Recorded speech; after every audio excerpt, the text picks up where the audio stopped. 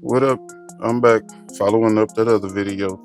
Remember I said that we was going to talk about why sometimes it's good to use another producer. Well, today's subject, sometimes you might need to step outside of your loyalty and work with another producer. Sometimes you might be in a situation where the producer that you're working with, it simply ain't generating the sound that you need. I'm not saying that he's not capable or she's not capable of doing so. I'm just saying that it's not happening fast enough, right? Because basically my whole stick is be productive, be efficient, work on your workflow, get faster at things. Get shit done as fast as possible in the most quality way as possible. Find that balance, right?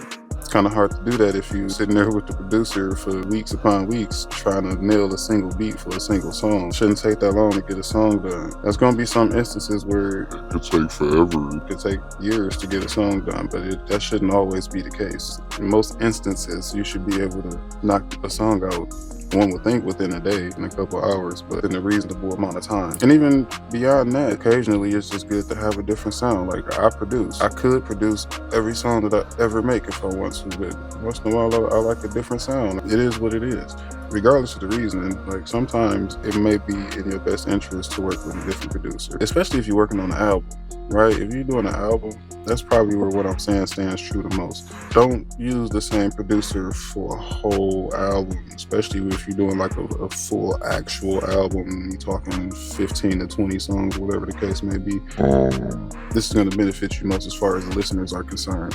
You don't want the listeners to be sitting there stuck with the same sonics for 19 songs straight. You know what I'm saying?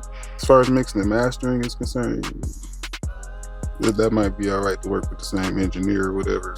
But production wise, you might want to grab a couple of beats from a couple of different producers just to break things up. And if you got to, you sprinkle them throughout the album to help break it up so it's not monotonous. Break up the repetition a little bit. Think about it the same as when you're writing a song or producing a beat or whatever. You don't want the same thing happening throughout the entire production or the entire song. You gotta break it up. That's what hooks are for when you're writing a song. That's what bridges are for. Even ad-libs is kind of part of the reason why you do ad-libs, is to have them little, what us producers call ear candy throughout the track to help prevent everything from sounding repetitious.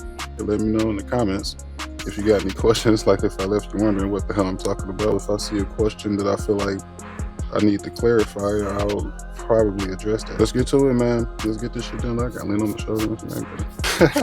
Yo, holla at your boy, man. Links up in the bio or somewhere. I'll put the link somewhere. It's a link tree, so you can find pretty much everything you need to find if you go to that link tree. Yes, I got a beat store in there, Spotify, everything you need. Holla at your boy.